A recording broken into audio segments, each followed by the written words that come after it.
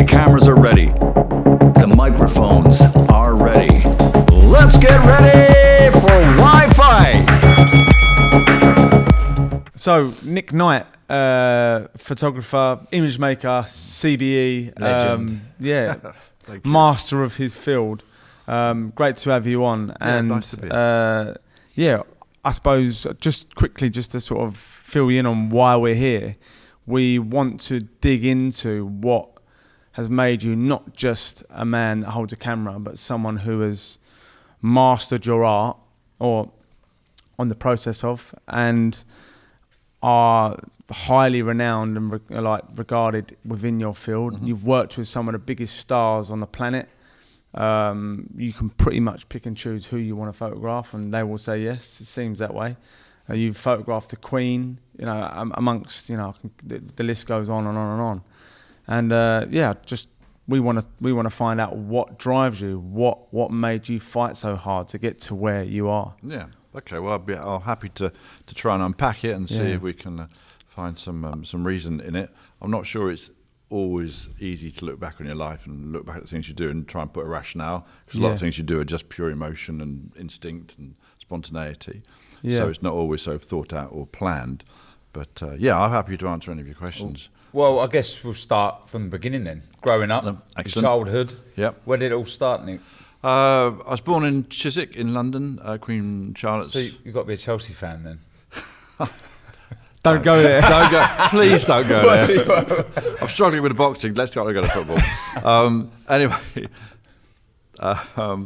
born in Chiswick, Queen Charlotte's Hospital. Lived in the place I'm in now, the house I'm in now, actually. And then my parents moved up to the countryside because my father was a psychologist, and he was part of the military, weirdly. So he was a psychologist attached to the military.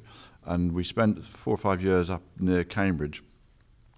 He was working for the RAF up there, RAF Brampton. And then he got posted to NATO. And so we got sent, as a 6-year-old kid, I got sent to Paris. Right. Which was a bit of a kind of destabilising shock, to be honest. But it's really, that was the first thing that really, I feel, really influenced the rest of my life. Partly I learned French, and anybody who speaks another language knows that it's not just the words, it's a different approach to life, so you think in a different way, and it's just a different view. So you already have almost like two psyches. And but also the upheaval as well, I suppose. Like it was a change. I went from a very beautiful modern house in the British countryside to a very old French apartment, which as a 6-year-old kid, it looked like a horror film to me. But quite quickly, I became in love with Paris and thought it was just the best. Are you fluent now still? Yeah. So I was there for a year, and then we moved to Brussels for 3 years. Brussels isn't quite as romantic as Paris. It's a little bit kind of more mundane, if I'm honest. Kind of offend everybody from Brussels. And then the weird thing in Brussels is you've got 2 languages spoken in Belgium. Yep. You've got the Wallon, which is the French language, and you've got the Flemish, which is a bit more like Dutch. But the 2 sides hate each other. They're always in conflict. So you have all these road signs in Belgium, and the French version of where you're going at the top, and the Dutch version or the Flemish version of where you're going at the bottom, and the French cross out the Dutch version, the Dutch and you've got these meaningless road signs that's just all crossed out. But it's a sort of idea. There's a sort of conflict inherent in the community. It's like there's lots of communities like that, but that was a sort of a thing as well. I think that the incident that marked me or made me, stayed with me, was in Paris in the mid-60s. There were huge riots, massive upheaval, the May 68 riots. I left Paris in November 67, but there was already trouble in the streets, and there was already real groups of kind of students out protesting and workers protesting, etc., etc. And it was a big thing. France really changed. A lot of violence was there. A lot of violence. I mean, it just basically tore the place apart. Yeah. And there's huge fights with the French police, who are a fairly heavy bunch. And so that beginning of seeing that conflict started to shape something in me, an idea for change, because it was about change. Those riots were about changing the French system, the way that the people behaved, and just exploiting the workers and all that. So it kind of put, I guess, a seed of sort of rebellion in me, and not wanting to do things, the same way it's always been done. Did that come from like your parents' view on what was happening in the riots as well, like, or did you have another? No, it's more instinctual than that. my parents, just to say, my parents are very liberal, very. They stayed together all the way through their life. Never separated, and they brought us up in a very loving family. So there was no weird sort of stuff at home. We didn't have to deal with alcoholic fathers or marital, Being a psychologist for the military, sounds like he would have been an intense person. Is that right? No, super a deep relaxed, thinking, super chill. Really, super chill guy. Really, very, very deeply intellectual, very sensitive, very caring about humanity and nature and all those sorts of things. Yeah. He's a very nice man, My mother was more flamboyant, and that's probably where I get my fashion side from. Right. My mum was kind of like, she would change clothes like 5 times a day. So she'd Really? dress for breakfast. Wow. She'd dress for, for mid-morning. She'd dress for lunch. She'd Yeah. dress for high tea. She'd dress for tea. She'd dress for supper. So you became aware of fashion. It was a thing with her, mum, yeah. and certainly she loved it all the way through her life. I mean, my mother died when she was 85, 86. And that sensitivity in your dad, explain what that means. What do you mean by sensitive? he was not. He wasn't into sport at all. I think he'd had a pretty rough time at school, to be honest, because he went to boarding school and I think he was fairly bullied. He wasn't like a physically strong man. He wasn't a muscly or kind of dynamic man. His sensitivity was really just about just trying to be fair to people, just trying to be kind, just to be honest, all those sorts of things. He was a nice man, So. Yeah, I suppose I see you as a sensitive person because you see deeper than some would in subjects. So you want to see the beauty or the horror, and you photograph that, right? Whatever it is, you kind of see. And that's what I see as someone who's sensitive, someone who can see deeper than maybe someone who's not sensitive. And would your dad have been like that, like a deep thinking kind of? No, it's a different sort of sensitivity, I think, Ryan. If you sort of try and imagine what an artist is, an artist is probably best described as somebody who is super sensitive to life. Yeah. So they see things that perhaps most of us don't see. That's what I think I'm trying to talk about, yeah. But that works on both ways. Because you could be super sensitive to, the great things in life, how sunlight works and how all that. But and you're also super sensitive to things that most of us just brush off as not a problem. There's that mixture. So you'll find in a lot of artistic personas, you have this sort of Alexander McQueen. It's a very good example. He could see things that none of us could see, to be honest, and but he ended up killing himself. He ended up slitting his wrists and hanging himself in a cupboard. So that's because he couldn't deal with life. Because you suffer because you see what others aren't. And you're just sensitive to things, so you're sensitive to anything, So I think that's the artistic persona. My father wasn't sensitive in that way. He wasn't creative. He was humanistic, so he cared about people. He cared about doing the right thing by people. Gentle in a way. Yeah, he was a gentleman, I think is probably a good way to describe him. Yeah. But he was... You said your dad weren't very sporty. Was you into sport at all growing up? No. Wasn't in the house, you see. That's why my father knew nothing about sport, wasn't interested in sport. My mother, who actually used to date a famous tennis coach, but she didn't really bring sport very much into the house. So there was no... I still to this day don't know how to kick a football. There was no involvement with sport whatsoever at any level whatsoever. Yeah. It just wasn't a thing. So we didn't question it. It was a bit weird when I went to school because there was lots of kind of you have to do sport at school, and I was like, I don't know what to fucking do. I would try to bypass it. So I would often not be on the playing field. So like talking about your parents, I suppose the reason I ask is because I wonder whether what the gift that you have. Call it a gift to be able to do what you're doing and be so successful in doing it.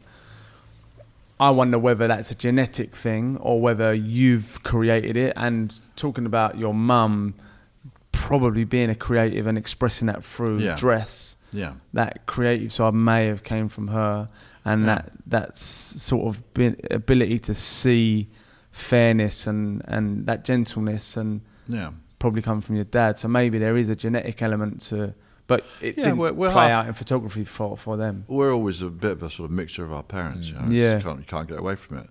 But I don't know if the sort of competitiveness, if you want, that I have, or the sort of drive I have, comes from either of my parents. To be honest, there is a certain drive about what I do. Yeah. I don't recognise that in either of my parents. Do you recognise at all where that would have come from? A catalyst that would have? No, that's an interesting thing, and obviously because I knew roughly what we were going to be talking about, so I was slightly thinking back before I came. You said you sort of saw the riots and that invoked a rebellion in you. So it's a bit of that. So there was a counterculture viewpoint. So I never wanted to go with the crowd. I never wanted to do what had been done before. So in that way, those French riots that I witnessed were a way of sort of symbolising that things should change. And I've always wanted to do that, both in my personal work. So my work, I try and never repeat what I do in my work. I try and move on. Yeah. There's no, so there's a progression in it. Yeah, and also photography is a bit like a conversation, and you don't want to just go back and speak about what you spoke about before. You want to kind of, find new things and say new things. But I don't know. It's interesting where the drive comes from. I think it's because, if we've got to cut to the quick, I wasn't particularly academic at school. I was a fairly misbehaving teenager, to put it mildly. I tread a very narrow line when I grew up, and it's only by chance I got through. I wasn't very well behaved. And we can probably draw a line under that. Okay. I wasn't very well behaved, therefore wasn't very academic. This is surprising. I wasn't very well behaved. Yeah, you're very articulate. Yeah, composed. Yeah. Well, you kind of learn over the years. But as a teenager, I was quite difficult, I think. My parents wanted me to be a doctor. And being a doctor means a hell of a lot of studying, a hell of a lot of kind of, time inside, reading books, studying, not researching, but kind of, revising. So I just didn't have the application for it. I just couldn't do it. I wasn't interested in it. And I'd sit there at my desk with a book open and think, oh, God. My mind would just go off. I'd be like daydreaming and stuff. And so I didn't do very well in my A-levels. And by chance, to sort of stay full-time at the technical college I was studying at, there was a photography A-level being offered. And I started taking the family camera, because in those days, there weren't that many cameras around. Some families had a camera, but it was normally the family camera. It was not like we all had cameras. Yeah. Anyway, so I took the family camera and just went out and started photographing people in the street, just because a way of socialising. Photography is a very good social tool. So I had an interest in it in any case, but I always thought it was play. And, compared to studying physics, biology, chemistry, maths, statistics, it felt like play. So I thought, I shouldn't, I shouldn't really be doing it. I need to study. Anyways, long story short, I tried to become a doctor, and I ended up not getting very good exam results and going into human biology. So I went to Chelsea College, University of London, to study human biology with the idea that I was going to swap at the end of the first year of a human biology course onto a medical course, because I didn't get the grades to go straight on there. And I went to university. I did no work whatsoever, was really unhappy, was really vandalistic and just unpleasant and not even nice to be near. And I kind of realised that I was heading to a very quick dead end in my life. So I wasn't going to qualify as a doctor. I wasn't going to finish my course. And I thought, what's the one thing you've got in your life that you do enjoy? And I How thought, old were you at this point? 18. And were your parents pushing you? My parents were nice. They wanted me to be a doctor because they thought, Doctor A, you get paid a good wage for being a doctor. You can survive, you can raise a family, etc. You can look after us when we get older. Exactly. There's also a bit of that. I'm sure kicked in. It's good to have a doctor in the family. Anyway, and I kind of romantically liked the idea of helping people and being a doctor. So I was sort of going along with it. But I got to university, I thought, this is just a joke. And I could just see, well, what happens at the end of the year? So I thought to myself, well, I better try and find something I like in life. And it was photography. But I really hadn't taken it very seriously. It was just something, as I said, I did it as an A-level just for fun because I was reasonably good at it. And I thought, well, if I work really hard, if I devote myself to this subject, and if I work harder than anybody else has worked at this, if I put every waking hour, every second of every day, from the moment I wake to the moment I'm asleep, into photography, I've got to do it. I've got to do it. So, because otherwise, it was a dead end. I'd be working, doing nothing, menial jobs, doing nothing. Yeah. So I went down I was at the University of London at Chelsea College, flunked out of that, spent the summer sort of slightly scratching my head and wondering what on earth I'm going to do. Applied to Bournemouth and Poole College of Art, got in, took the place up, went down in September, and loved it.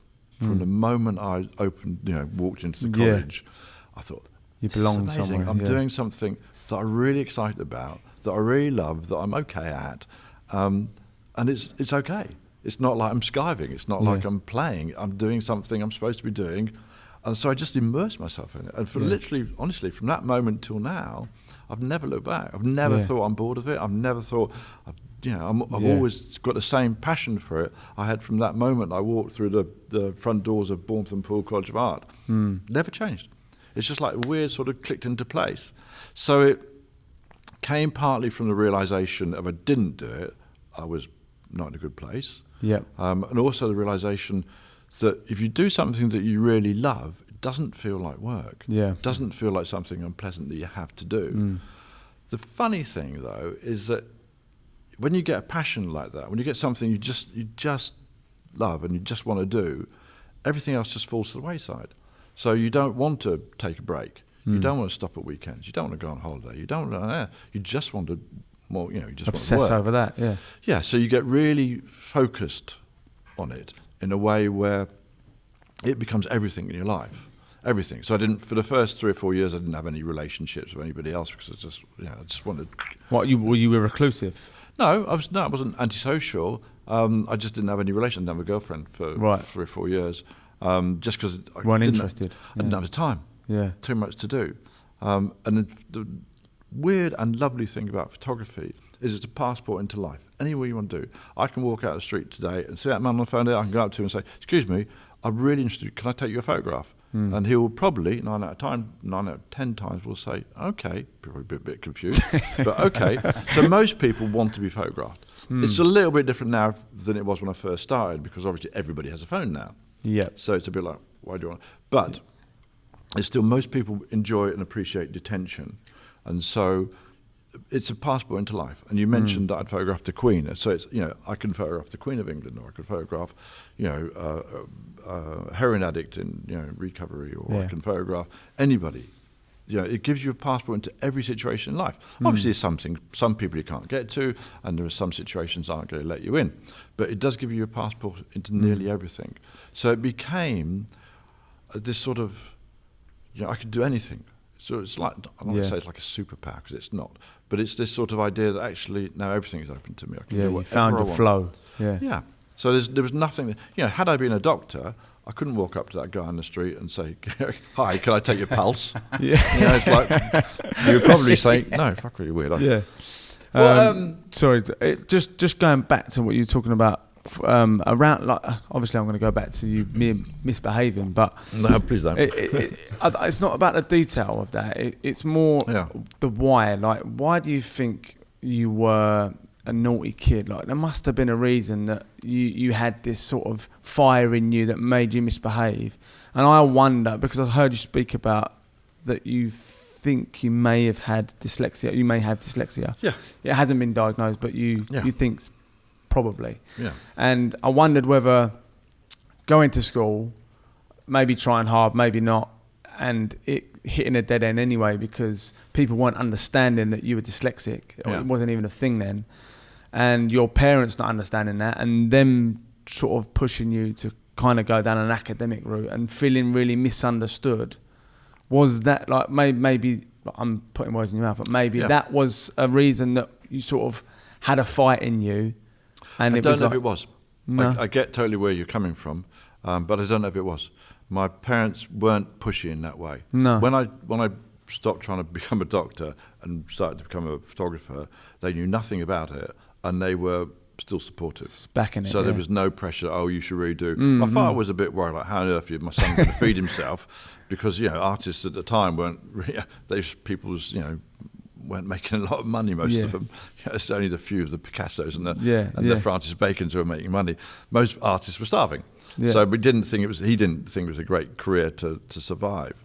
But they weren't unsupportive. They were very much, if you want to do it, then fine. So what would you put that misbehaviour down to? Like, or is it just an instinctive sort of... It's a slightly instinctive bit of provocation, deliberate I don't know, arrogance or just cockiness or it's cocky. Attention seeking? No, not really. No. That's annoying to people. I just prodded. Yeah, a little bit. Just I don't know what it is. It's just something in me which has always been a little bit provocative. I always get intrigued by, going off, but back to the photography. I'm always intrigued by other people's professions, and for yours, obviously being photography, it isn't just the taking of the photo, is it? No. What is the part of photography that you enjoy the most? I know you said about the bloke walking past taking the photo. Is it looking at the photograph after? Is it taking the photo? Is it the thought of the photo? I'm just intrigued. Yeah, you're more close to that. It's more the thought of the photo. Right. People say to me, okay, what's your favourite picture you've ever taken? And I always say the next one, because that's the one I really care about most. Because I'm done with the rest of them. I've done them. They're out and done them, finished, and nothing I can do to change them. But the next one can always be the best picture. Can always be could be best picture ever taken. Could be. Why not? Someone's got to take it. So, the next picture is always the one that's got the thrill in it, always one that's got the danger in it, always one that's got the most sort of promise to it. Are you always happy after a shoot that you've got what you was after? Are you ever like, because you said you're a perfectionist, you're driven, you're competitive with yourself. I enjoy obviously. the shooting. Actually, when I'm shooting, I enjoy it. I don't know if happiness is the right thing. So again, it's another thing that people say to me. When you're actually shooting? Well, I've actually got a camera in my hand and there's somebody in front of me or something in front of me, then that's okay. You're right. Afterwards and before is probably not so okay, but when I'm actually photographing it, that's okay. Because then you're doing something about it. Otherwise you're worrying about it, thinking about it. I've got a shoot coming up next week. It's funny. I was thinking about last night. I was thinking about the comparison with boxing, and how when we're boxing, like I've referred to it as meditation. Like there's nothing else present. You're totally in the moment when you're boxing. Yeah, I've described it like being hypnotised. The first bell goes bang, I'm in a trance. I mean, I'm just doing my thing. Yeah, and I wonder if it's a similar thing. Very, very similar. And obviously similar in that way, not similar in many other ways, but very similar. That when you're actually photographing, then you're dealing with the problems. You're dealing with the stuff you have to deal with, and you are actually doing it. Before you photograph somebody, it's quite nerve-wracking because you don't know how you're going to do it. Because unlike boxing, where you guys can train, you can work on your technique, you can do your reflexes, you can look at how you fought last time, you can look at your opponent, you can study that, all that sort of stuff. Photographer, how am I going to improve? There's no game plan. There's no game plan. Is there not? There's nobody when can you coach look at a model and how they moved last time, and no, because then you just be repeating something. So you need to do something. You need to discover something new. So if you go out, if you're just photographing somebody, you can prepare it in your head, but it's best to respond instinctively. It's best to use your emotions of perception, instinct, all those sorts of things. You try and see something that actually isn't there.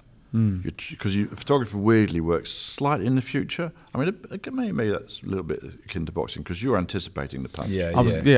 So you're saying it's different, but I think how you're explaining photography there is I'm getting that a little bit as well. It is like boxing, like being two moves in front. Yeah, you're improvising, and you can't just practice what you're going to do. When you're in there, it's totally different to what you imagined it was going to be. Yeah. And when you watch the very best in the game, the Lomachenkos and the Crawfords, I thought you were pointing at me then. I was going to get mentioned. you see them figuring their opponent out, and they're trying something original every time. Right. And then they find the key. Right. And it might take 6-7 rounds, but it's patient, and they're trying to find that thing, whatever it is, and it's always going to be something new. Yeah. And it doesn't seem like that to the non-boxer, but when you've obsessed over the sport, you see that, and I'm sure it's the same for a photographer. When you see someone who's taken a great photo, like you can see the masterful stroke in that. Well, it's funny when you look at other photographers' work because you're always trying to work out how they did it, whether they could see it, whether they stumbled across it, and whether they knew what they were doing. Because most of the time you don't. You're sort of not grasping around, but you're sort of, as I said, you're trying to see things that don't exist. You're trying to see something that isn't actually there, which is sort of a weird way of looking at it. Because when you take a photograph, you don't actually see it. You know, you're sort of part of something. Yeah. And so it's a funny way to sort of, you know, make your living. Sort of in a sort of imaginary space. Have you ever walked? Just come to me this question. Have you ever walked into a studio with like the day booked, and like 20 minutes in, bam, like got it, day's done? Once. Yeah. I think it might be twice. But once.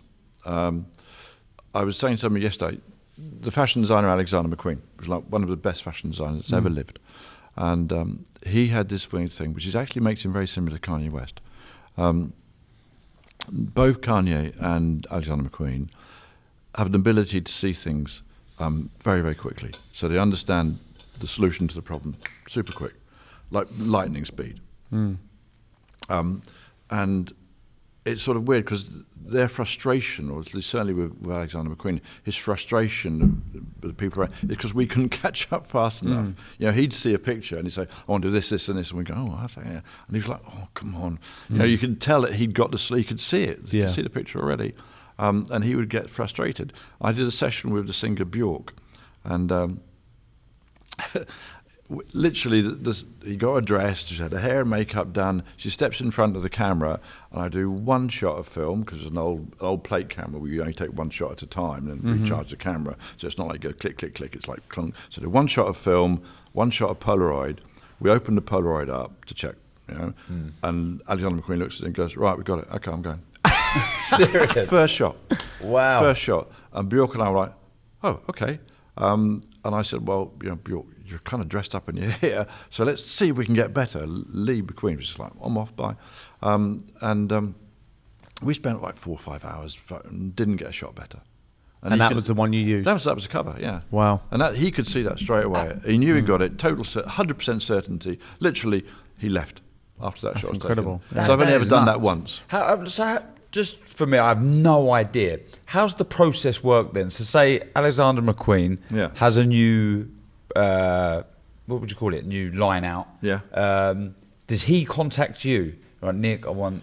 Yeah, the basic way is, because I work a lot in fashion. Right. I want to ask you as well, in case I forget, I just want to know how your two loves came together. So you've had the love of fashion through your mother, etc., and then photography. So in case I forget onto that after, but I'm just fascinated by the process. Yeah. So how it all works. 'Cause I have no idea, you know, with the publication, perhaps Vogue or whatever, then the stylist, then you as a photographer, how it all sort of comes together. It's a pretty much system. Basically, it depends whether you're doing an advertising campaign or an editorial. If you're doing an editorial for a magazine, it's slightly different. But if you're doing an advertising campaign, which is all the billboards and all the things you see all around the world, those are big, heavy shoots.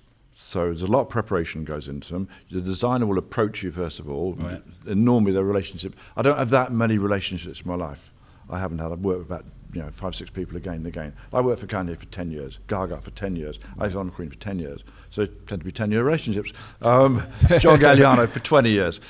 So they tend to be the same. But if it was a new relationship, they say, well, I've seen your work, love what you do, will you photograph my collection?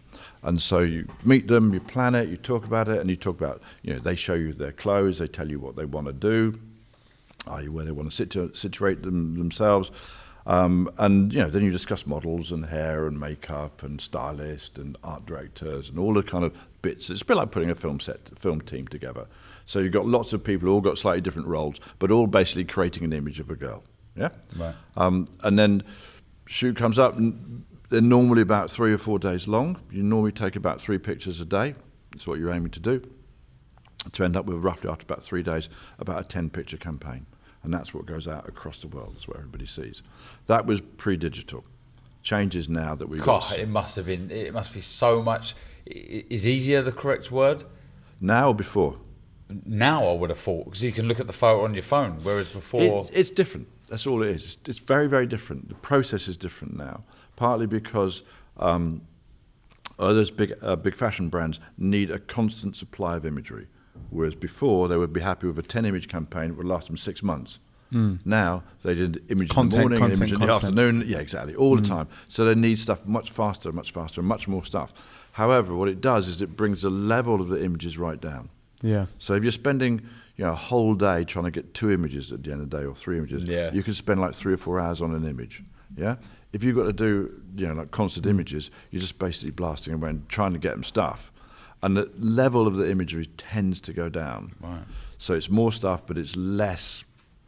It's kind of less thought through. So I know a lot of young photographers now like doing 30 images a day. Which is, I think it's a different thing. It's not how I used to work. It's not how I work now, actually. But I think you need the time to really understand what you're looking at, really to understand the thing, really understand how to get a new vision out. All that it needs time, it needs reflection. You need to make some mistakes. Yeah. I've been lucky enough to be shot by you, I don't know, 5 or 6 times. Yeah. That must have that. And I was really totally green to what Yeah. the fashion industry even was. Yeah. When I've originally got a phone call, first ever shoot was with Alexander McQueen, second was with you. Both amazing photographers, but I didn't know who you were then at all. Yeah. Didn't know what I was walking into at all. And I remember walking onto the shoot with Nick, the first shoot I did with you. Yeah. You shot it on a video camera. Right. And it was for ID magazine. I Yeah. didn't know ID magazine, didn't know that was a good Yeah. thing on what. Didn't know what fashion industry even was. And anyway, you were shooting me taking some money out of a cash machine and That's walking right. away from it. Yeah. Simon Foxton was styling it. Yeah. And I looked at the thing and I was thinking, what's this nonsense? Quite right, actually.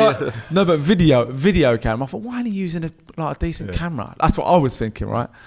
Anyway, so then the ID come out and I looked at the images and I suddenly got it. Yeah. I looked at every other photo in that magazine, and yours was totally different. Right. And there was it wasn't even like crisp. It was like a bit blurry, and there was a bit of movement in the image, but I didn't understand why then. But that was what you was after. Yeah.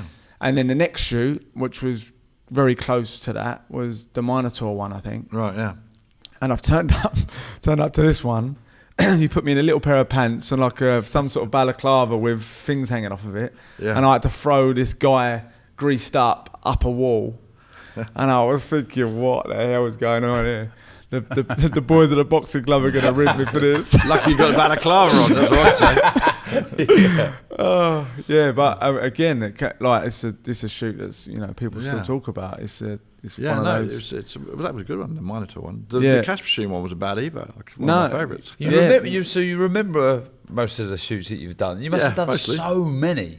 Yes, a few. Yeah, there's a few. That's I've incredible. got to say as well, like I've always been quite a creative kid. I was like draw and write and stuff, like always. And I never had any outlet of that. I drew, and like one day, one of my parents said, "Oh, why don't you go and draw people in Leicester Square?" That was like the level of sort of vision in my family that what you could do with a creative talent. Yeah. And it wasn't until I was randomly approached by an agency to do a shoot and ended up meeting Alistair, meeting you, and suddenly seeing that there's a world of creativity that I knew nothing about. Yeah. Right, and if you're creative, you can pick up a camera, you can pick up a pen. Yeah. If you are a creative person, if you see things deeply, then you have the ability to go and turn your hand to something. Did like that that help you flourish? Do you think? I think it Or definitely express yourself more? changed me. It definitely changed me because I've sort of dipped my toe in and I haven't found the thing that I've obsessed over. Maybe it's going to be this. I don't know, but with you found photography and you found. We were talking about the wind and the sail yesterday with Rob. Like you found the wind and the sail. And off direction. And off you went. You know what I mean? And I just I thank you for that. It was a real eye opener. And I'm not into fashion at all, but I always watch the photographer and the stylist and. Like some of Simon's stuff, he's put me in, honestly. Simon Foxton. Oh my God. I used to come to the dressing room. We've got to find these. I used to come to the dressing room. They're all out there.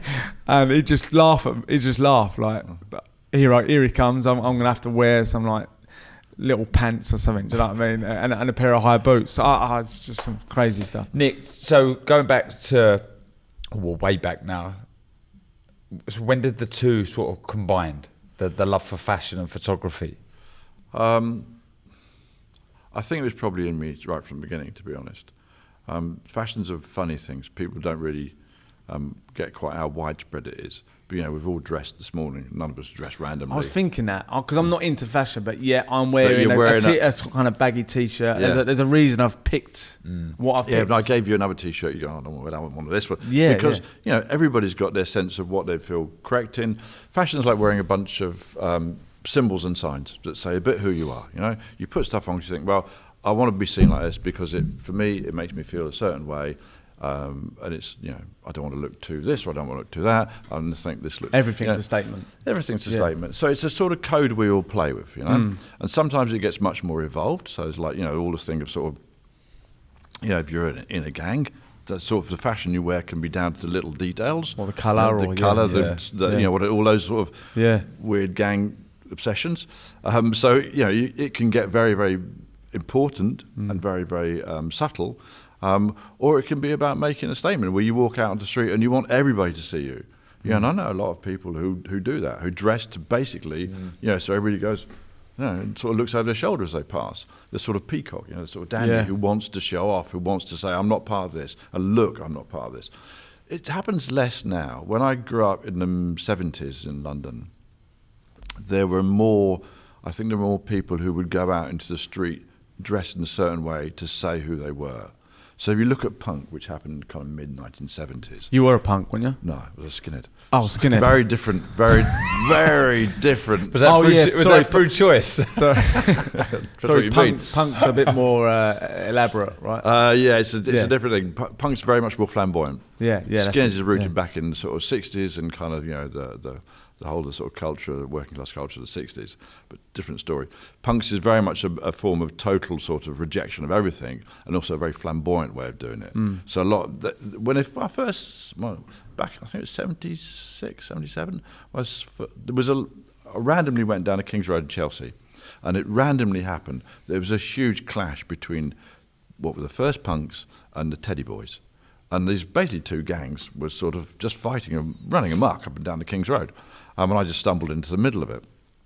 And the punks were just amazing. I'd never seen anything like it. Now we're all used to it. But back in the day, you'd never seen anything like it. People with yellow hair and, like kind of trousers which were all set together and, and all this kind of... And there was nothing that anybody bought. These were all clothes they'd all made themselves. Yeah. And, and it was just so far out of anything I'd ever seen before.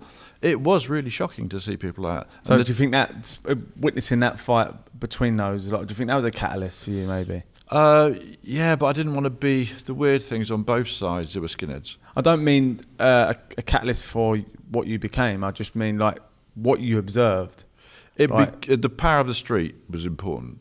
And the way people used to articulate themselves a lot more in the street than they do now. Yeah. I think most people now... But again, I'm at a different point in my life, so I'm not on the street literally so much as I was.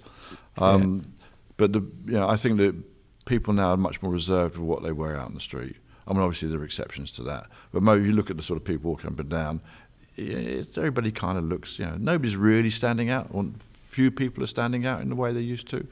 So I think that's probably just a more sort of diversification of our options.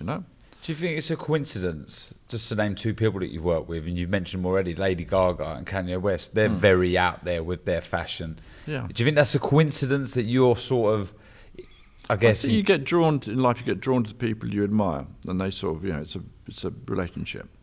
So you sort of find the people that you really admire, and they find you. They're both enormously strong characters, and... both incredibly, out there in different ways. Yeah. Kanye is so confident in what he does, and so sort of, there's no rules containing what Kanye does. I mean, what's he like? He's incredibly intense. He was, as I say, he's a bit like Alexander McQueen in that way that he can see things other people can't see almost instantly. He's very, very, very focused when he's working with you. Very focused, and he's I wouldn't say he's a rule breaker because it's almost like he's beyond that. I did a film with him called Jesus is King. Brilliant, by the way. Thank you. Fantastic. Oh, I mean, I've got a few questions of that, but unbelievable work. Okay, well, for that film, we were filming it in a art installation by James Turrell in Arizona, which is an old volcano, which James Turrell has turned into a set of spaces inside the volcano. Right, I was going to ask what that was. Yeah, it's amazing. This place, if you could ever get there, it's just amazing. It's not open to the public. I think you can buy your way in. I think really? Yeah, £5,000 a ticket. But anyway, whatever. It's an incredible art installation, but it's basically a set of empty spaces with a light to the sky above them.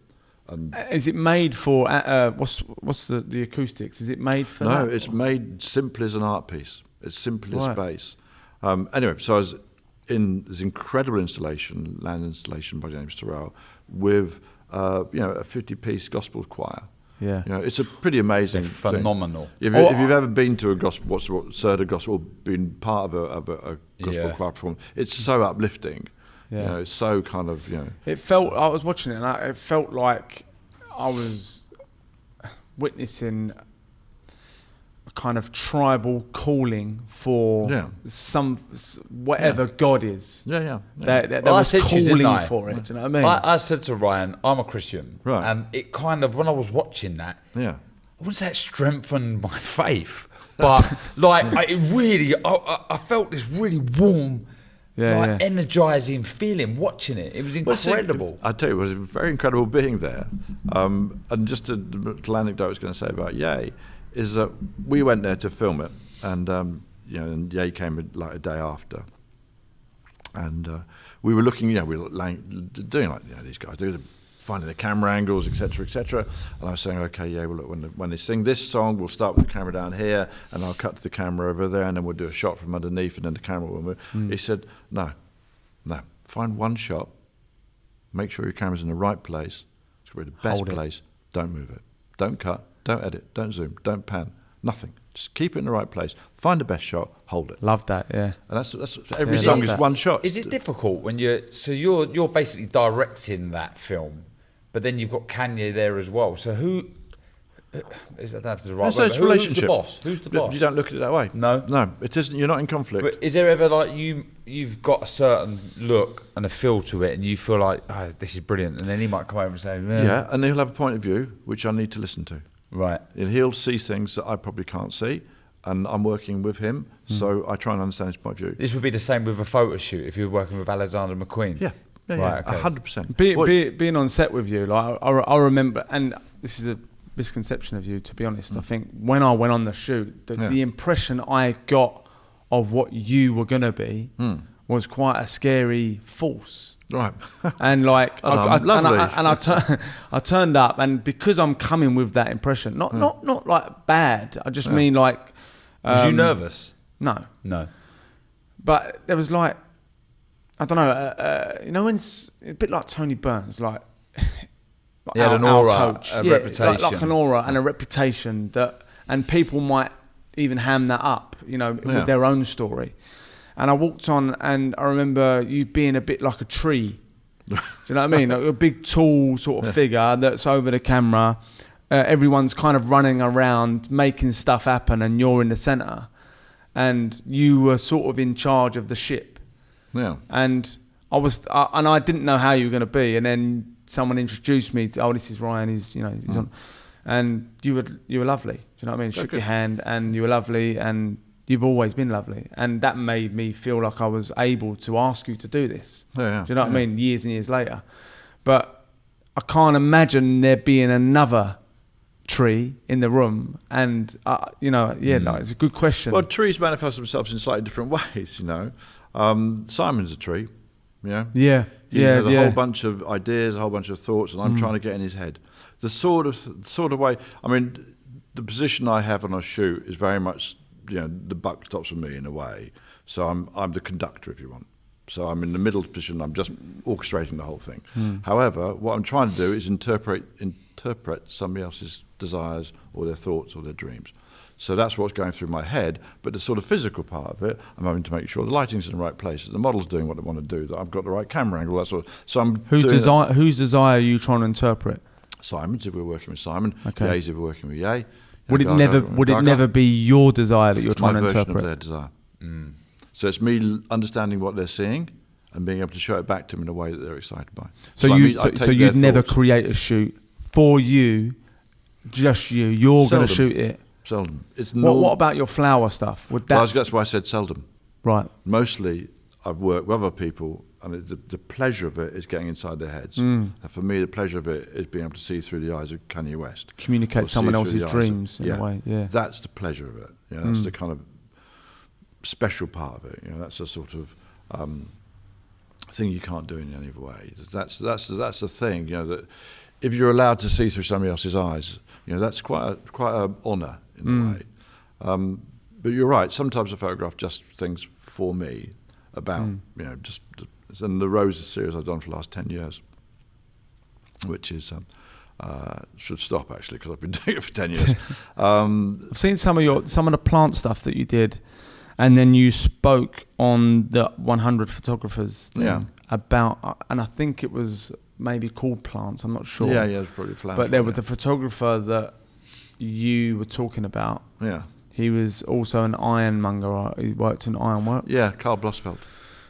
And it felt like when I was looking at your stuff that there was an inspiration from that. I'm sort of digressing, but there was a similarity in the way you saw the plant and the way you kind of placed it. It's the simplification of what is around us is an incredibly complex, or ultimately infinitely complex situation. Life is infinitely complex. I guess what we're all trying to do is make some sense of it. Yeah. And what I do with my work is reduce it down so it's bare minimum. So that I can just get the smallest amount that represents the most. Yeah. So you're reducing all the information down until you can show everything by the simplest way. Yeah. And that's sort of, that's what I'm trying to do. So I don't try and complicate my shoots. I try and remove stuff until I can understand the most important part of it. Are you trying to make sense of life through photography? Yeah. Yeah, that's, yeah. Do you think you ever will? No. I haven't got time. Damn. We're so I'm trying to find sense. We're only here for like 80 years, and I'm 64, so it's running out. Darren asked me before you came, like, is Nick religious? Is that too personal to ask? No, I told you I'm an atheist. So with total respect. No. The only reason I asked Ryan that was because of the way that video made me feel.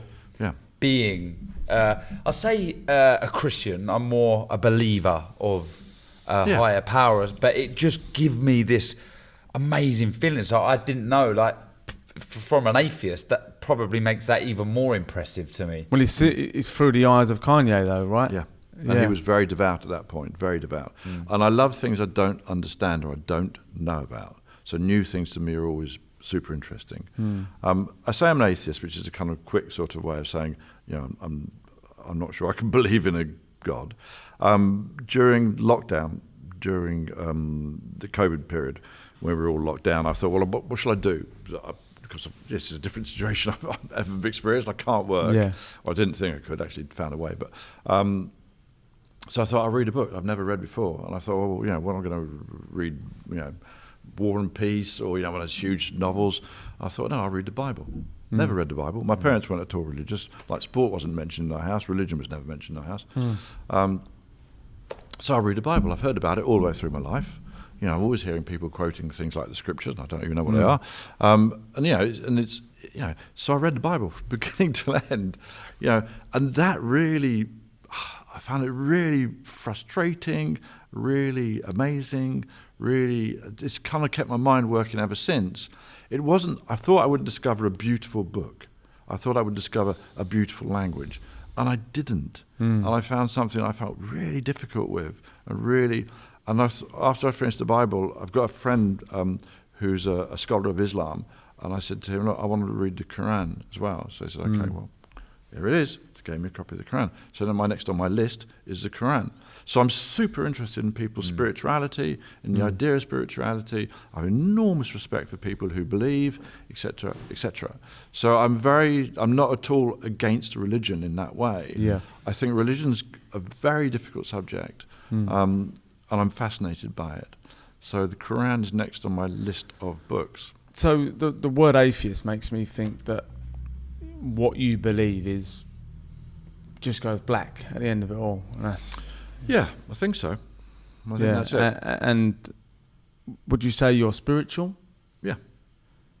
So I'm a spirit. I'd say I'm spiritual. I don't conform to a religion, No. but I've definitely experienced things that I'd say there's more to life than we know about, than we can 100%. fathom. Absolutely. And for that reason, I'm not an atheist. That's the way I see it. When I was doing the Jesus is King video, I'm in a room, so I'm in this incredible art piece in the middle of Arizona with a beautiful gospel choir. At one point, at the end of a song, the whole choir broke down. So they literally physically collapsed on the floor, and they're sobbing and they're hugging each other, and they're obviously clearly going through something quite profound. So I waited for everything to stop, and they sort of moved on. And I just went up to one of the guys in the choir and said, "Look, I'm sorry to ask this, but what was all that about?" And he said, "Well, the Lord entered the room. Jesus entered the room. Didn't you see him?" And I went, "No." But clearly they did. So I'm not the person who's going to say to them they didn't. They did. They did. That's up to them. But it's just that I'm enormously respect. I was so, these were really lovely people. Being in their presence of this choir was quite amazing. They're really quite special people. The music they make and the songs they sing are really, uplifting. There's no two ways around it. So I'm not going to sit here like an arrogant person and say there's no God. But if you ask me if I believe there's a God, and I'm not waiting for it, and I'm not expecting it, and I'm not, so I'm just like Are you searching for the answer? I'm not even though? searching. No, No. I'm not searching for Just it. curious. Yeah, Yeah. but it's life's great. I don't, but I do think when it stops, it stops. Yeah. There's some slightly different version of that. That can bring us on to a slightly odder and different subject, which is the internet. We're pouring ourselves out onto the internet. All information about us, all the data about us, every picture we take, everything we say, all these recordings, everything is going onto the internet. And now we've got AI. So we've got artificial intelligence that can take all our words and can take all our thoughts and can take all our pictures and start to assemble something. And if I was to walk out of here, God forbid, as it were, if I was to walk out of here and walk under a bus, and that was the end of me today, my Instagram account would not be switched off. The pictures are all over me of the internet would not suddenly disappear. The whole You still exist. I still exist. I still exist, and it is really within it's really possible now to take all the information that exists and put it together and start to create an artificial version of me or an AI version of me. That's really close, if not already existing, and therefore, if that exists, then are we then immortal? Because Well, more romantic version of that for me is like when you've had kids, Yeah. like you belong in them. Like you, Yeah. That they are you. I am my parents, and my child is me. Yeah. That my DNA exists, and there's a connection you have that kind of it doesn't cease, does it? Like when you're gone, you're still there. Yeah. And I think, that's why it's such a strong instinct to recreate. Well, I think for a lot of people, they want to believe. They want to believe that there's something better. Partly for a lot of people, there really needs to be something better because life's tough. So I think that a lot of people need the feeling that, okay, there will be a better thing. I work hard, or I behave well, etc., etc. I will get to a better place. And I don't want to be the person, not that it matters, but I don't want to be the person that comes, I know, it's just black, it's just dead afterwards, nothing. Yeah. Because what do I know? Well, if there is heaven, let's hope he lets you take a camera up there. Well, see, that's the thing. I can't quite get my head around any of that stuff. Because Even means, what are you going to do, all day long? It's like, and all night long for eternity. I've had my sort of bang on about it a bit. Me and Darren talk about it a lot, but my sort of views and feelings have come from psychedelics, to be honest. Doing ceremonies and ayahuasca and Really? psilocybin. And I've kind of had this kind of real strong feeling that we are all one thing, that is forever continuing. It's like we're not separate, even us now, like and the material that is around us. That's all one thing. It's one energy. There's so many different versions of the world that we as humans don't see. So you don't see the infrared spectrum, for instance. There's an obvious one. But there's a whole different version of the world that's all articulating around us. That that different animals see in different ways, or that scientifically exist, etc. Different types of matter that we can't understand. Whole different versions of the world. We just see one version of it. We understand so little about how we function as people in any case.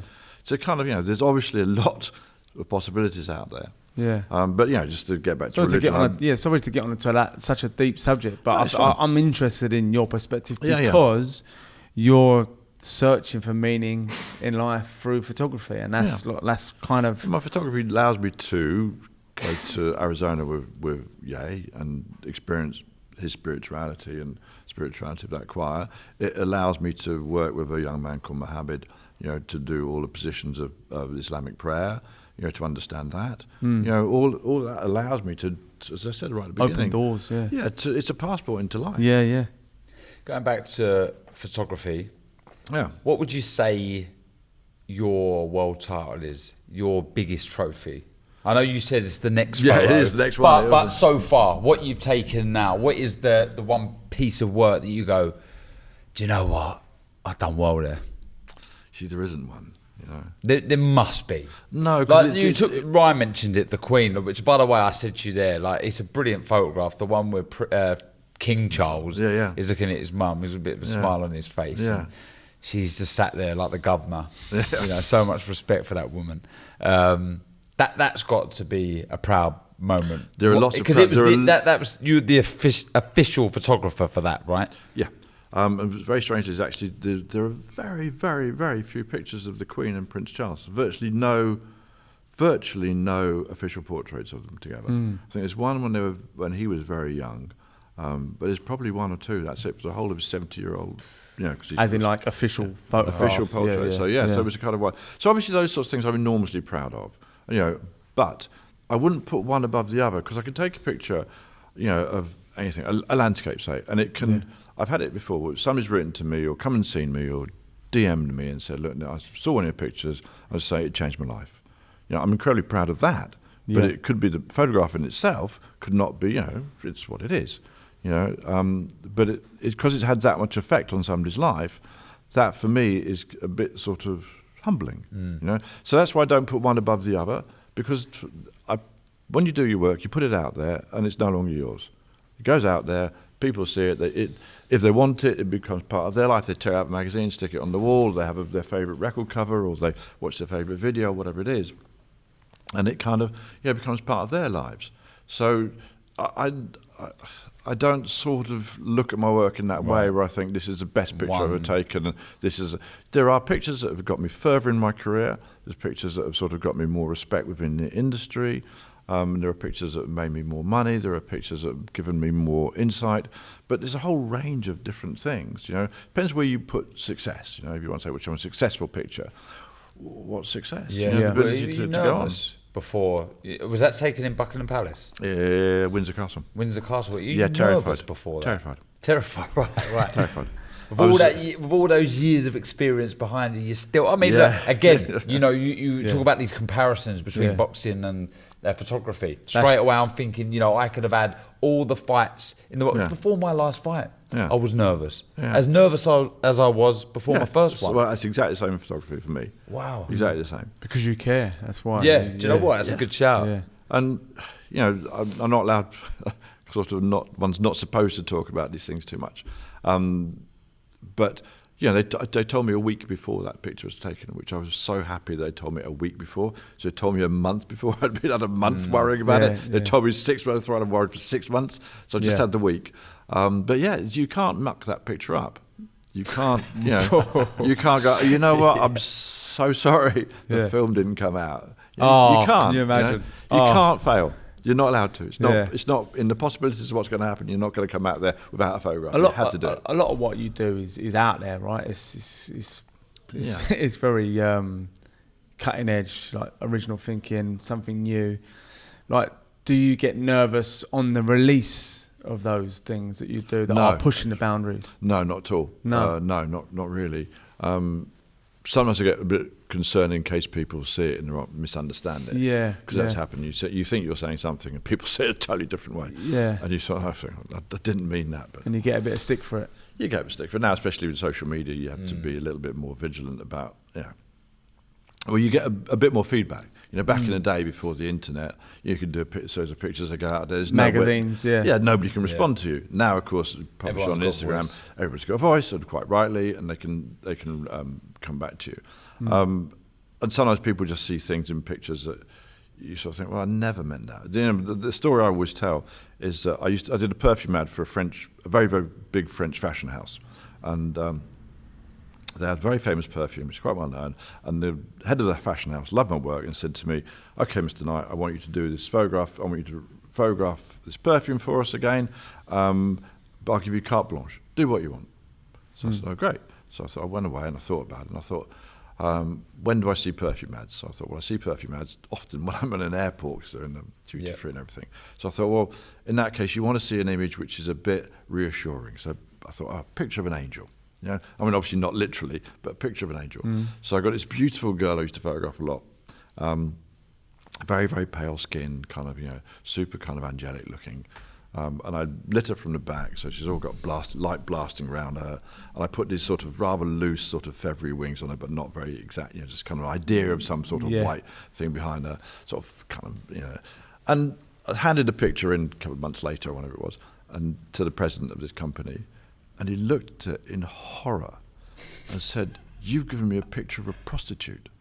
And I said, no, it's a picture of an angel. And actually, I would have been happy to give him a picture of a prostitute, because I think great. But anyway, my problem is, my point is, not my problem. My point is, he saw something, he almost saw the opposite. Was you happy with it? I was delighted with it. I was delighted with the picture. I thought it was great. I thought he was going to be so happy. And he said, you give me a picture of a whore from a Berlin cabaret, is actually what he said. Blimey. So he didn't say prostitute, that would have been too academic. He said, you give me a picture of a whore from a Berlin cabaret. And I thought, oh, okay. So that says a lot about what you're seeing, not anything about what I saw. Yeah. So you can see things chalk and cheese, you can see completely the opposite of what the image maker intended. Has there been any work that you've done and you think, I'm not happy with that? Yeah, everything. Really? Everything. Have you ever graded any of your work as an A+, a 10 out of 10? No, I haven't actually. No. You're never happy with your work. In the same way that probably the same. If you do a fight and you win the fight, that's great. Yeah, but you're still critical of. Well, you could have won it better. You could have won it more decisively. You could have got caught less. Could have got caught less. All those sorts of things. So no, you're never happy with your work in that way. And I don't have pictures of my own up around the house. Because not one. No, because they are a bit like deforming mirrors. You see all your features, all the worst part of you magnified. So you see your failings, which is a really miserable way to think about your own work. Yeah, I know what you mean. But it's that sort of I should have done that better. That could be better. Who am I kidding? That's not right. So you drive yourself mad, walking around your house, going, wish I'd have. There's a picture of mine that for a while I was quite sort of okay with. I thought, it's one of my better pictures. I feel okay with that. I looked at the other day, I thought, it was awful. It's just dreadful. It's so wrong. And there's a bit, I won't describe it too because it's pointless. But there's a bit, and I thought, what on earth's that doing in there? It looks dreadful. Why did you ever think I was any good? Yeah. It was kind of so you can go, literally start torturing yourself for your own work. But the minute you stop being so ultra critical on what you're doing, do you lose the passion need to get more? I think so. In a way? There's a fine line between sort of obsession and kind of drive. Obsession is this sort of blind following of something without ever, and it can get very tunnel vision. Is there such thing as a healthy obsession? Do you think? I've asked this. That gives you the push. That gives you the determination. But can you have that obsessive push? Can that be healthy? I think it can, because you need something every day to get up and keep on going. And that's the weird thing about the career I've chosen to do photography, is although when you first start you think, this is great, I take pictures every day, what can be better? But then 20 years in, you're thinking, what am I doing this for? You're not doing it for the money. Is the drive the same? It's more refined, should we say. So it's before, when you first start, you're out there trying to prove that you're actually worth being out there, that you can do something, and you're waiting for sort of some feeling. Yeah, we all suffer trying to from earn a imposters. pound note as well. Sorry? Trying to earn a pound note. Yeah. When you first start, you're trying to prove, you're suffering from imposter syndrome. Everybody suffers from imposter syndrome. We all think we shouldn't really be doing this. So you're out there and you're trying to, but then later on you stop worrying about some of those things and you start focusing in on what you actually do, perfecting your art. And the fight becomes more intense, but slightly, I'm not bothered now about a whole bunch of stuff because I know that it'll be fine. But actually still taking a great photograph, you're focusing down on that. So that obsession is good, I think. You ask for a healthy obsession. Well, I think that's where I separate drive and obsession. Like, I feel like obsession is, well, for me, interconnected with my issues and my inadequacies and my insecurities. Yeah. And that's why I'm so obsessed and perfectionist to get it right.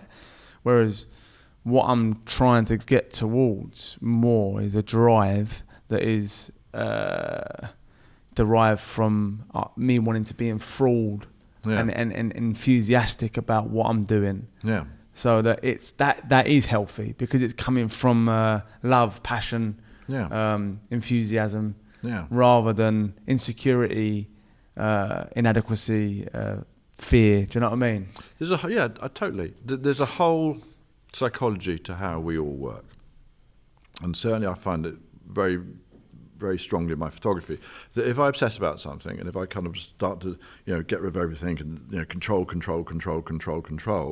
in the end you're a victim to that. And actually quite often the best thing to do is just to let go and let chance, chaos, all those sorts of factors, literally just sort of step right back and go, okay, I don't know what I'm doing, let's just see. And you start to respond in a much more fluid way. It isn't that sort of restrictive, forced.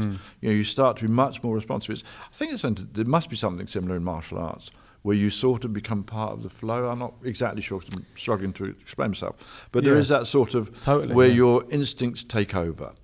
And that's that trance that you were talking about. When you get in that trance and your best potential is flowing without effort. Yeah.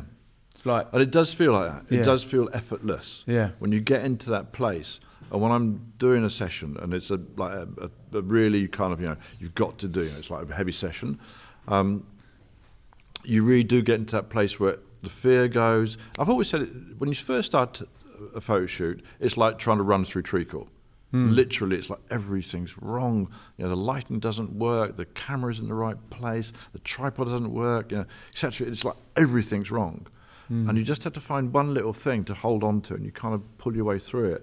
And by the time you get going, it feels like you're flying. It's this really incredible feeling of well-being. And like taking great photographs at that point feels like it's so easy. Probably completely false, but it's that feeling that, everything that was so difficult before. And honestly, when you start off, it's like, it's the worst. But when you get going, it's like it's a shift of energy. It's like a shift of energy. Something weird happens. I used to pace around the studio to try and sort of calm the fear down a little bit, to try and get myself more focused, because you can't get too nervous, and you can't get too blasé. Before a shoot. Right. I did one shoot with the actor Robert De Niro, and it was one of those ones. Queen was terrifying. De Niro was terrifying, but it was one of the ones, and it. Unlike the Queen, I had a long lead up to it. And it was for an American magazine called George Magazine, which was started by John Kennedy, who was JFK's son. Lovely guy. Anyway, so we're, back in Richmond where I live, I get a phone call in the evening. My wife passed me the phone and said, it's John Kennedy. So I think, fucking, it's John Kennedy. It's like, and so, hello, Mr. Kennedy. Anyway, and then put the phone down, and my wife would go, it's Mr. De Niro for you. So I get a phone call from Robert De Niro. And it's like, I was so impressed with the guy as an actor. And of course I'd seen, Raging Bull and Cape Fear and The Taxi Driver and all his films. A little bit starstruck. Very starstruck. And very, he's an imposing character. Yeah. On screen, he's a really imposing character. Anyway, so we get to do the session in New York. and he's promoting the film Casino, and the whole idea of this magazine that John Kennedy was doing was called George Magazine, and it was all based on George Washington.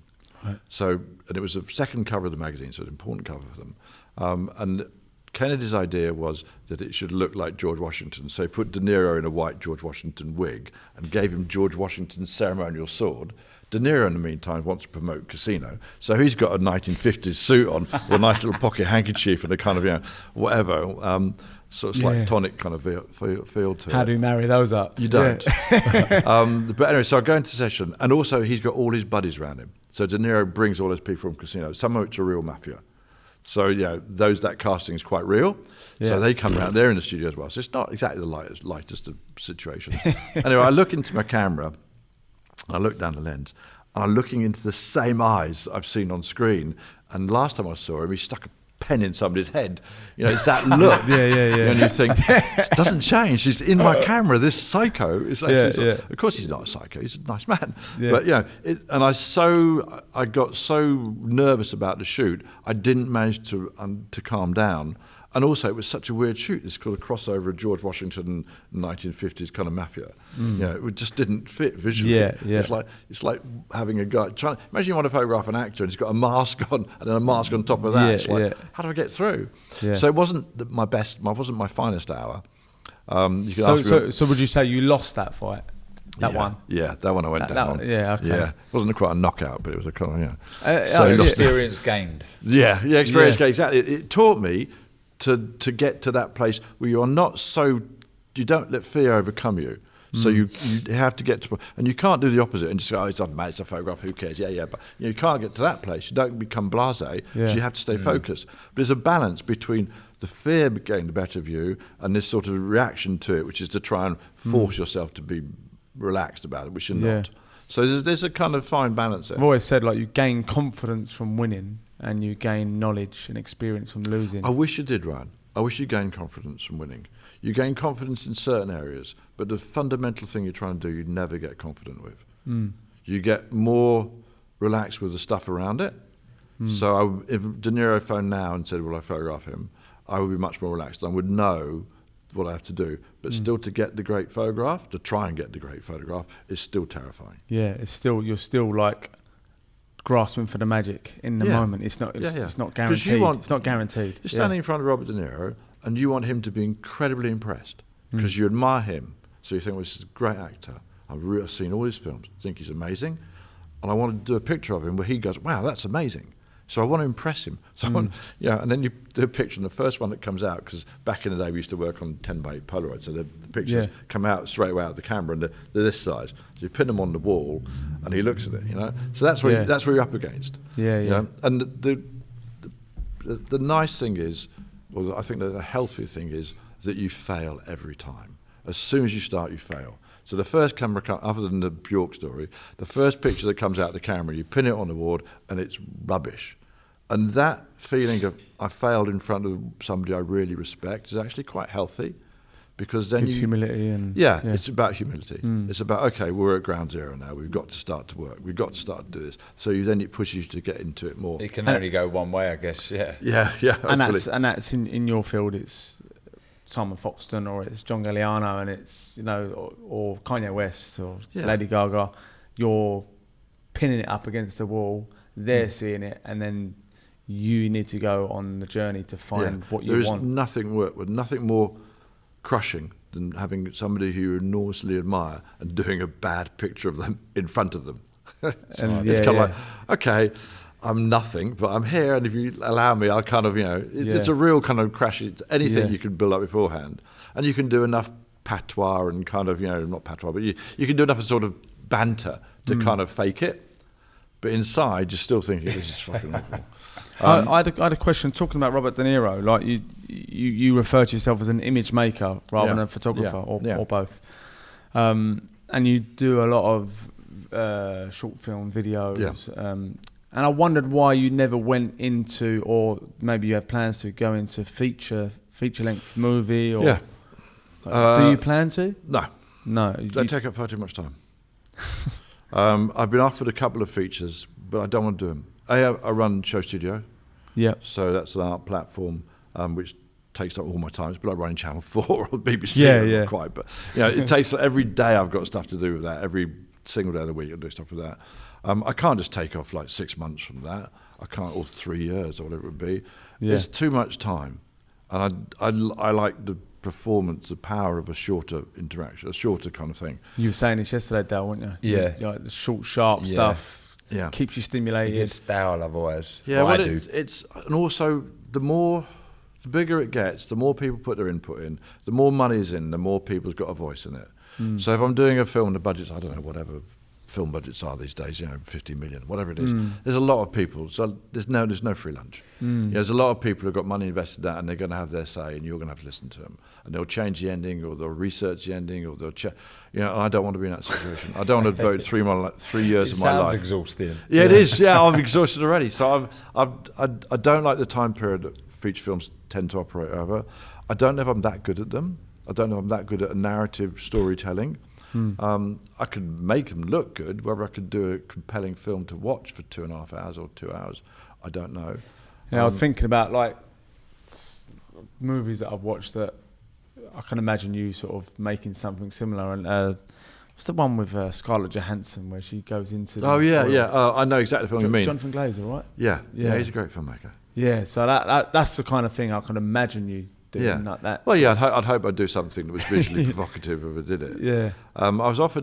Somebody offered me to do, I don't know if you guys remember them, but in the 1970s there was these dreadful little novels called Skinhead and Boot Boy and a whole bunch. They were like little pulp novels. Before my time, mate. Yeah, absolutely, like 4 years before your time. But they were quite famous, and they're all written by a chap called Richard Allen. And somebody had bought the rights to Skinhead and Suede Head and Boot Boy and whatever else. And he wanted me to make a film of it. And I really considered it for a while. I thought, And I got the original novels, and they're actually dreadful. And I read them through, and I thought, oh no, I can't. The character, the main character in this, is so awful. I can't invest my life into this. Yeah. And it was just one of those things. It was written by some, I can't remember, it was awful sort of, the writing was not good. But it was just, I remember we had them at school when we were like 12, because they had like a sex passage in them. So like, all the kids like, oh look, you got this bit, and they were about sort of skinheads and stuff, which in the early 70s was a thing. So never say never. Maybe if something right came along. Yeah, something right came along, but it would have to be a complete. I'd probably have to stop SHOWstudio, completely change my lifestyle, etc., etc. And I don't know if and I have so many other things I want to do. Well, okay, then that's the potential film one. Yeah. With going back to photography. Yeah. If there was any, first off, in the future, who would you like? Is there somebody you'd like to photograph? Yeah. And if you could go back in time and photograph one person, who would it be? Oh, crikey. Amy Winehouse, Princess Diana. Those are the people I'm going to miss. They were really, I'm so stupid. I miss my You think people are going around forever. You never question it. I remember I could have probably manoeuvred it so I got to photograph Amy Winehouse. She was supposed to come to a session I did for Vogue, and she didn't, apparently, because she was in pieces on the kitchen floor because she split up with whatever that chap who was giving her all the problems, which are all her albums are about. Anyway, so she was going through one of those. And she didn't turn up to the session. It was a 3-day session. They invited her every day. She just failed to turn up. Yeah, I spent a couple of days with Amy Winehouse. Did you? Yeah. I had a hip arthroscopy, like keyhole surgery. I had to have 2 done. And the second time, I had to go private because I was boxing, couldn't get medical insurance. I couldn't go in the NHS because I had to get it done quickly because I need to get back fighting, I had to get earning. So I went to this, just off of Harley Street, a hospital there, and I remember having the procedure done, and in the recovery room, they see you in any pain, and to be honest, I wasn't really. But if you are in any pain, we've got some morphine. I went, you go on, I'm in agony. Go on, dose me up. So they give me some morphine, and then they come over again and said, how's the pain? I went, nah, still not too good. So give me another little bit. Yeah. So then they wheel me back to my room, and as I'm on my way back to my room, I've seen 2 women, and as I've got closer, I thought, that's Amy Winehouse. Yeah. And I thought, well, it can't be. So you're trying to rationalise. It's the morphine. I'm still out of it. I get to my room, and there was a friend of mine Dave Johnson was with me, and he was in my room. All of a sudden, there's a knock on my door. And it's Amy Winehouse. Amy Winehouse walks in, and it was her. She went, so she asked if I wanted any food. She said, the food that they'll serve is not very good, but the cafe downstairs is better. I'll get you something if you want. Okay. She got me some food and come in. How Yeah, she nice was of her, yeah. unbelievable. So anyway, the next day I had to do hydrotherapy, so straight down into the pool, and you're moving your leg around, and bumped into Amy again. So she was in the hospital. Right. I'm not too sure what it was, and we ended up going down to the bar, and we spent a bit of time with each other, and unbelievable, fascinating. Yeah, I bet. Woman, Amazing artist. troubled, you could tell, but just, you know, I was a little, I'll be honest, I was a little starstruck, you know. Yeah, sure. Just, you know, an absolute legend. Yeah. But it was just mad, and a couple of days, let's go back there a while later, and she was still there. And, I've always listened to her stuff ever since she started, and I thought she was great. With that sort of direction of creativity, like you said, she was always writing her songs about, you know, the bloke that she's black with or whatever. I feel like a lot of creativity derive from suffering, pain and suffering. Yeah. And would you relate to that at all? Because you're creating photographs. Would you relate that you're sort of expressing, I don't know, the darker side in you sometimes? Because some of your stuff's quite heavy and aggressive. I don't know. I don't, as a general, I don't think I'm not, you know, touch wood, I'm not suffering a lot. Yeah. You know? I never have. It's just, I come from a very supportive family. Yeah. Yeah, I've got 3 lovely kids. You know, I'm affluent enough not to be able to worry where my next meal's coming from or keeping a roof over my head. So I'm not suffering in that way. Yeah, no, I mean, I suppose more as a concept, like, creativity just seems to be intertwined with. Yeah, I think it goes back to what I was saying to you earlier about an artist being sensitive.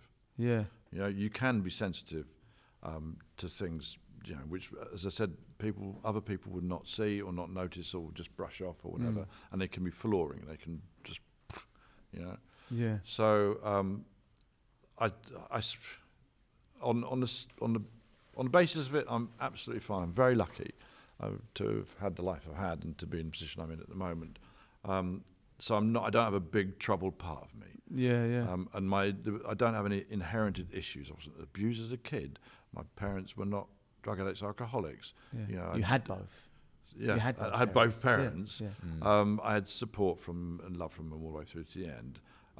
So, you know, that gives you a certain sense of confidence in the end, I think. It gives that sort of feeling that I haven't got a problem that I'm still trying to solve in my head. Of course, you can make up problems as you go along. You know, you can say, well, my parents, funny, they didn't believe in discipline. They had this weird thing that they just didn't believe at all in discipline. Right. So we were allowed to find out by our own mistakes. Right. So I made quite a lot of them to find out. And at the time, I thought, this is great. My parents, you know, could do whatever I wanted. And at the time, was a sort of, you know, a young teenager. I thought, well, this is amazing. You know, what. And I look back at it after and thought, that's just neglect. I could have died. What were you thinking? You know, it's kind of, you let me do that. Like, were you not at all? Anyway, so you can make a sort of, you know, and I think it's a weird thing, especially having 3 kids. You notice that, you know, that they take, you know, kids really feel stuff. Yeah. You know? Yeah. And you can try, and all my children are in their late 20s, early 30s. So I've got them through the teenage years and everything else. And now I've got grandkids. But you notice when you're bringing kids through up, as you'll know, Ryan, that it's you know, you can never do the right thing. You could never not make. I can't speak to that. You can't make it perfect. You'll always make a mistake. That's what I'm trying to say. Whatever you do, whatever the best intentions, like my parents, their non-discipline thing, whatever you do, you know, you will make mistakes. Yeah. And you just have to accept that, you know. And it's like, you know, you try and be like, you know, the best dad, and you try and do all the stuff and be there. But there'll always be a moment where you think, oh, you know, I just can't be there because I've got to do this stuff at work. And then, you know. And two kids are never the same either. Two siblings, you might be perfect for one, and the other needs something else from you that you're not equipped to give. They're all very different people. They're not like they're all versions of each other. They're all sort of polar opposites from each other. So bringing up kids is always fraught, and you always make mistakes. I'm very, as I said, I'm very much in admiration of anybody who brings children up in this world, because it really isn't easy. Yeah, Darren's got 4. You got 4? Yeah. Oh wow. Okay, so sorry. This should have all the grey area. It's really hard, but there's very little recognition for that as a society. We don't go, and you've got a medal. You've got 4 kids up. They've all made it through. Well done. You don't get any of that. Being a parent's the most important job on the planet. Yeah. That That fills me me with anxiety, I think. Yeah. They're young, 12, 9, 5 and 2, and I just really, I just want to be better, and I don't know what that means. Well, I don't know what that means. Yeah. I use my parents, similar Yeah. to yourself. 2 fantastic parents that I see as role models. Yeah. But you can't necessarily copy, can you? You've got No. and it's tough, and it's just like Well, it's funny you bring your own children up. Obviously, the only experience you have of parenting is what you had yourself. And you bring you bring your children up a bit like kind of, I'm going to do this my parents did, but I'm going to do exactly the opposite for the other stuff. So my parents weren't at all strict with me, and I'm more strict with my kids. Yeah. I'm more kind of yes and no. Yeah. Well, my parents were just like, fine out. Crack Yeah, on. and maybe because you felt like you needed that at some points. Yeah, you needed that, and you go, well, if I needed it, they'll need it. Yeah. I think I literally grew up by chance. I could have, so many times, could not have grown up.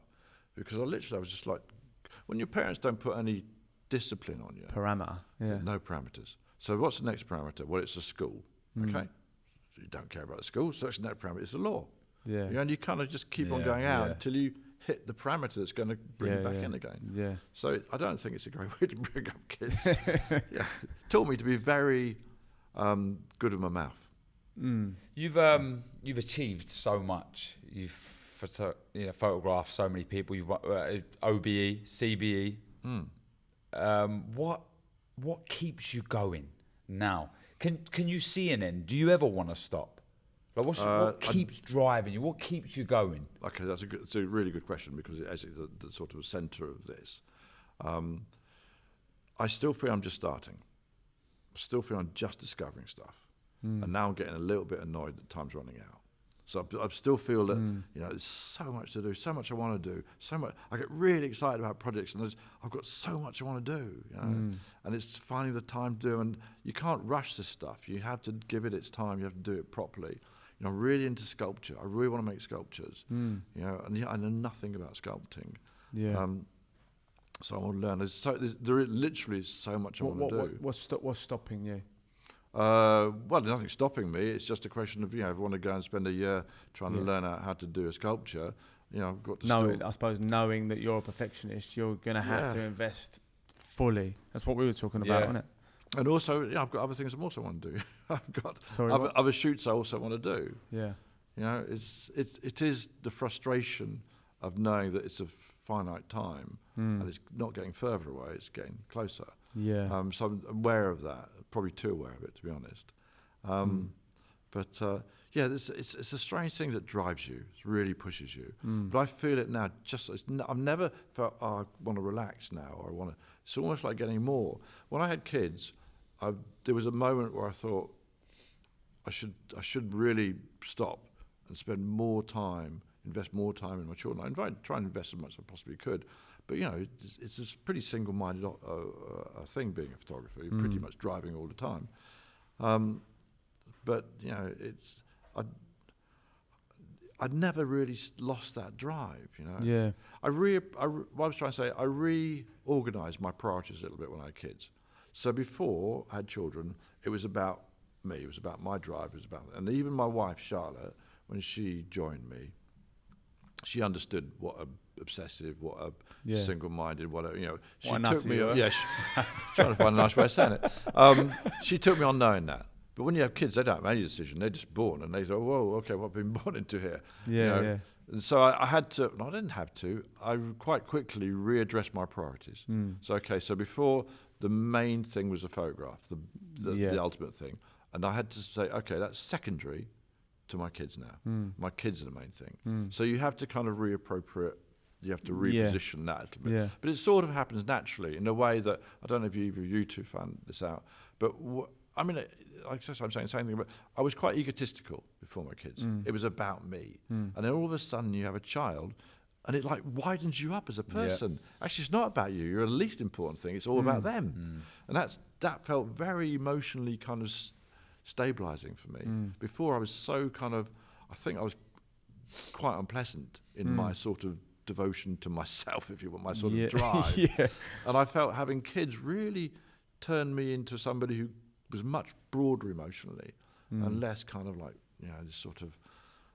but you've managed to still steer in a really I hope so. profound way, I suppose, because you're still doing really powerful things. Yeah, I hope so. In your world. And I hope that it's been a bit of a kind of trying to work out the relationship with myself, my work, and my children, and making sure that they feel loved and they still feel that they're the most important thing. And my work isn't the most important thing.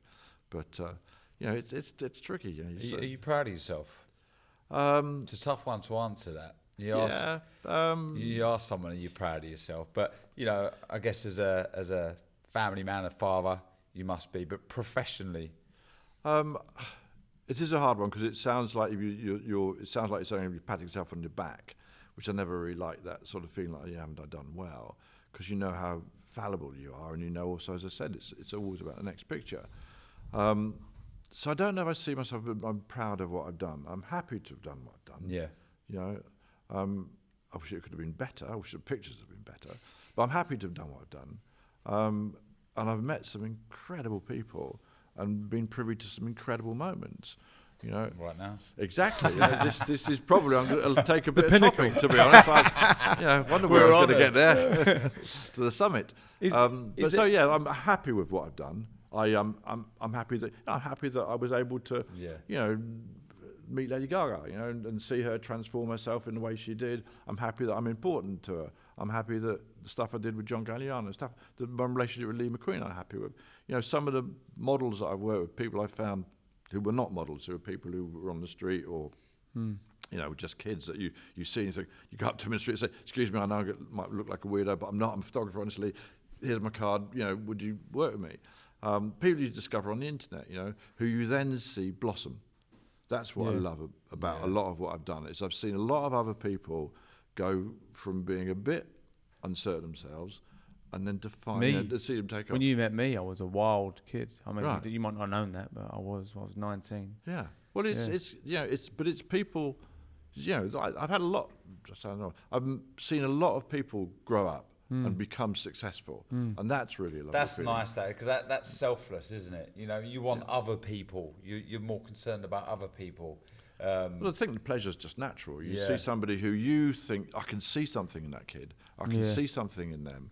I know it's there. Nobody else can see it, but I know it's there. Yeah, and it's a tragedy when that spark goes out in someone. Yeah, and it does. Yeah, I've also seen that. Yeah, that's a bit heavier. But yeah. Do you have a, just rounding it up, do you have like a message or a way you want to be remembered? Like, is there a kind of, you said that you're still learning things. You're like, still hungry. You're still hungry for it. So what is it you're hungry to get? Is there a message? Is there a, don't want to say the word legacy, but is there something? No, but there's no legacy. I don't think I'm wanting that. I'd be really happy. Well, I'm happy. I won't be here. But when I'm gone, I just want to go. I don't want to stick around and have a statue or a plaque I'm quite happy if nobody knows my name. I'm quite happy if it just goes out there and the work becomes part of the world and part of life and part of culture. And that's it. I don't need any legacy statue recognition, any of that. It's super lovely to get it, but I don't want it. I'm not questioning if that's not my thing. Yeah. I don't want to leave a legacy. I don't want a Nick Knight Foundation that kind of represents this. I don't mind having a Nick Knight Foundation that helps people try and get themselves, so they can do work and do things they want to enjoy. Yeah, don't mind that. I don't mind my work being used as teachings for other people to do their work. SHOWstudio kind of is that, right? I guess, I guess it is that. But I'm not looking for a legacy. It's not trophies. I'm not after that. It is very nice. I'm not trying to sound ungrateful for any of the trophies I've been given, but it's not what I want. I want to do the work that makes me feel really excited and really thrilled, and that kind of, so you live on that moment where you don't know whether it's good or bad, and it's terrifying and it's brilliant. So you want to have that passion and fulfillment and be in that place. But I don't, when I go, I'd be much happier if I just became, like when you cremate people and you throw their ashes. Off they go. Yeah, off they go, and they become part of the world. That's fine. And then we move on. Everybody moves on. I like the future. I don't like the past so much. Yeah. I feel very much that the future's got all the possibilities and the past has got all the problems. I think we have to be really careful as a society spending too much time looking towards the past. Yeah. I think we need. I can be guilty of that. Yeah, same. I think it's the future that is where we need to be focused. So I'm very pro-future. So I'm very pro new discoveries, new tech, new science, etc. So I'm very pro all of that. But so that's what, if I wanted to have anything that sort of stayed of my approach to my work and my life that lasted, it's that idea that the best things are still to come. Evolution is good. Yeah. Basically. Well, we are part of an evolutionary track. We just arrogantly think we're at the end of it, and we're not. No, we're right. No, Who knows where we are? Yeah, on that. yeah. But there's this sort of weird arrogance that there's a weird arrogance that humankind has. That actually this is it. Yeah. That we are the. But of course we're not. Look how far we've come from the kind of the dinosaurs or whatever Stone else. Throwing. Yeah, exactly. Yeah. And how much further we can then go. Yeah. So I think you have to embrace the idea of looking to the future. What we have, I think, as a humankind, or what we have as a purpose, is not so much holding on to life per se, as holding on to intelligence, as actually being the sort of the thing that keeps intelligent life going, the intelligent thought going. So I think that's the most important. If you want to look for a spiritual mission or a cause or a raison d'etre or why we're here, it isn't just to keep on promoting humanity. It's to be the people who are supporting intelligence. And that's, we might be alone in the whole universe. As in, when you say intelligence, like consciousness, is that? Yeah, it's consciousness, but it's intelligent thought. Without, if say the sun gets really big unexpectedly quickly and we get frazzled by that, and there are obviously more obvious ways we might get frazzled, but say that the world ends, it's quite possible the rest of it is just nothing. Yeah. I mean, there's very, very, very little proof that there's any other life form out there, let alone an intelligent life form. So maybe part of our role here has been to create, support and continue intelligent thought going, so the universe doesn't become a dead place. I was listening to Professor Brian Cox, and he was saying that he doesn't believe that within this galaxy there is a complex life form, but there's no doubt in his mind that there are in other galaxies. Just that there are other life forms. Just not just not complex. Yeah, well, it's the ability to have, you can't say that an amoeba or a tadpole has much of intelligent thought going on. It's kind of So that I think is probably what as as humankind, I think that's where we can live. But that's why I'm not that bothered if AI becomes the next life form. It's fine what it is, as long as it's intelligent. Yeah, you need that intelligence because otherwise it's just nothing. So that's all got a bit obscure towards the end. No, it's good. So to wrap, why fight, Nick? Why bother? Because there isn't anything else. You have to. You have to do it. It's the only way through. Love that. Thank you. Pleasure. In a nutshell. Brilliant. Nick, thanks. I know it took a while, but I really enjoyed the conversation. Cheers, mate.